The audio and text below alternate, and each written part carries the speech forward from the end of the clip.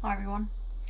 Yesterday, James Damore's case action lawsuit was published, and I just finished reading the 100-odd pages of it, just so I could share it with you and give you my thoughts on it, since many of you found my channel through my first video about James Damore. I thought perhaps you'd like an update.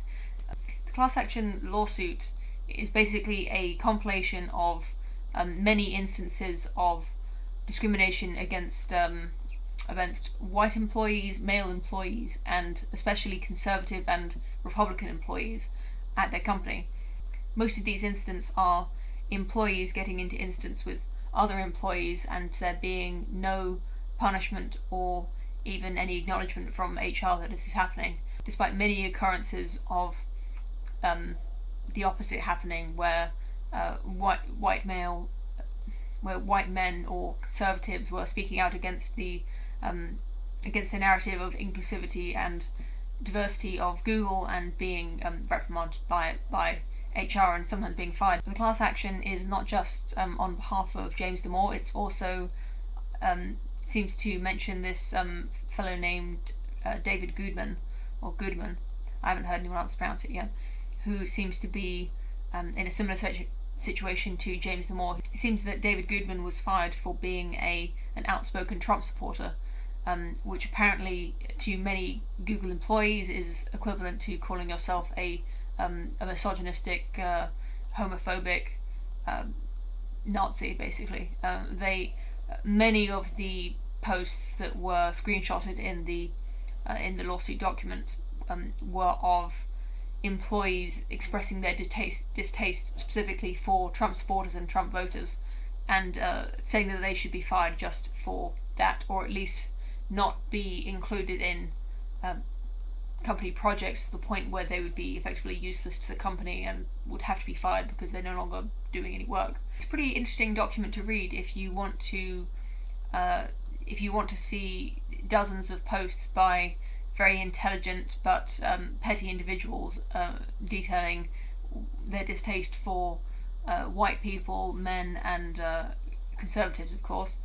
I don't know why Google employees need this social media just for them so that they can get into these political arguments. That whatever benefits that an internal social media provides for a company, I assume must be outweighed by the amount of arguments and drama that gets drummed up from as a result of social media. I mean, that's what happens in real life, so I don't know why it wouldn't happen at Google as well, or any company where they have a internal social media. There's really no need in a tech company to talk about politics at all. If your job is to be a programmer, then there really seems to be no need at all for you to be discussing politics at work, although I'm not saying that that should be forbidden, but I don't see why it should be, why either if you're on the left or the right, why you should be talking to your colleagues about that and getting into arguments about it. Obviously a lot of this seems to be fueled by the idea that Trump supporters are all misogynists or white supremacists or even Nazis or fascists or supporting of fascists, or simply too stupid to notice that they've been tricked, which seems to be the opinion of many of the Google employees who were screenshotted in this document. Of course, I expect those posts were from just after the election was announced. Employees at Google could get promotions or special awards for being especially diverse in their own department. So that means hiring either women or minorities. It means speaking out against James Damore's memo. Just saying that you disagreed with the memo was apparently enough to get you rewarded at Google, and just genuinely voicing your agreement with the political alignment of Google. The Google and the Google employees display their political alignment as being tolerant, basically, as being anti-racist and anti-misogynist, but the way that they display these qualities is to be pro-diversity and pro-inclusion, which is not exactly the same thing, even though many of the people at Google seem to think that it is the same thing. Of course, it's worth mentioning that this is probably the most biased document you could come across. In terms of how the information has been selected, of course they're going to select examples where their claim that being white, male, and or conservative is detrimental to your career at Google. They've chosen examples where this is exemplified, and they haven't chosen any examples where the contrary is proven. Of course, they're not going to help out the other team by giving them ammunition. They're just going to present their case the best possible way that it could be shown, with the most evidence that supports their claim and no evidence that refutes their claim. I think this is only one side of the story, and I'd be interested to hear what actually happens here. And finally, I just have to point out the one part of the document that I think is probably going to become a meme if enough people read it, which is I'll just read the quote. Google furnishes a large number of internal mailing lists catering to employees with alternative lifestyles, including furries, polygamy, transgenderism, and plurality.